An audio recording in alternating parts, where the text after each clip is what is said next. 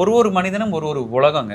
அந்த உலகத்துக்குள்ளார என்னன்னாலும் உங்களோட உலகத்துக்குள்ள நான் வர முடியாது, என்னோட உலகத்துக்குள்ள நீங்க வர முடியாது. ஆனா உங்க உலகத்துக்கு கொஞ்சம் மரியாதை கொடுத்து அதுல இருக்கிற நல்லதை நம்ம எடுத்துக்கிட்டு இது கெட்டதுங்கிறத சொன்னாலே போதும், எல்லா உறவையும் அழகா மெயின்டைன் பண்ணலாம். இப்ப நான் என்னோட மகள்கள் வந்து முதல்ல பார்க்கும்போது சின்ன சின்ன பிள்ளைங்களா இருந்தாங்க. இப்ப பார்த்தா 2 பேருமே எனக்கு டஃப் கொடுக்குற லெவலுக்கு ஹைட் வந்துட்டாங்க. இப்போ அவங்க வந்து தே ஹேவ் மெனி சாய்ஸஸ். அவளுக்காக ஒரு 2 மணி நேரம் ஏன் கொடுக்க கூடாது? அப்ப அவன் ஒரு கதை ஓப்பன் ஆவா, பா நீங்க ஸ்கூல்ல என்ன நடந்துச்சு தெரியுமா, இந்த ஒரு கூட ஒரு பையன் இருக்கான்பா, மாறி பேசுறான்பா, அதை சொல்றதுக்கு ஒரு கேரக்டர் வேணும்.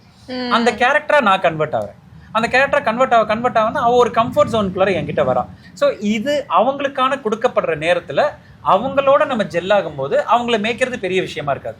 இதெல்லாம் பண்ண அப்பா அடுத்த நாள் காலையில டே கொஞ்சம் அந்த மார்க்கை மட்டும் கரெக்ட் பண்ணிக்கிட்டா, அப்பா நீங்க இவ்வளவு பண்ணிட்டீங்கல்ல, நான் மார்க் எப்படி எடுத்து காட்டுறேன் பாருங்க அப்படின்னு 10th 463 கிட்ட வந்தாங்க. ஸோ இதுதான் பிள்ளைங்களை கொண்டு போறதுக்கு ஒரு சேஃபான வழின்னு நான் நினைக்கிறேன். ஏன்னா திட்டுறது, அடிக்கிறது, ஒரு பெல்ட் வச்சு அடிக்கிறது, மார்க் கம்மியாச்சுன்னா திட்டுறது, இதெல்லாம் அவங்க நிறைய நம்பியார் ஐயா காலத்துல இருந்து வில்லனா பார்த்துட்டு வந்துட்டாங்க. நம்ம ஏன் ஒரு கேரக்டரா மாறணும்? அதுக்கு பதிலா இப்படிலாம் பண்ணா இது நல்லா இருக்கும்டா அப்படின்னு நம்ம சொல்லிக்கிட்டே வரும்போது அவங்களுக்கு நம்ம கொடுக்க வேண்டியது பணம், பொருள் அதெல்லாம் கிடையாது, கொஞ்சோண்டு அட்டென்ஷன். அந்த அட்டென்ஷனை கொடுத்துட்டு பாருங்க பிள்ளைங்கிட்ட, அவங்க வேற லெவல்ல நம்மகிட்ட 100% நம்மளுக்கு திருப்பி வருவாங்க. ஒரு நண்பர்கள் ஆயிட்டாங்கன்னு வைங்களேன், அதுக்கப்புறம் அவங்க வெளியில போய் சமுதாயத்துல போய் பார்க்குற தவறான விஷயங்களை கூட நம்ம கிட்ட ஷேர் பண்ண ஆரம்பிச்சிட்டாங்கனாலே நம்ம எஸ்கேப்.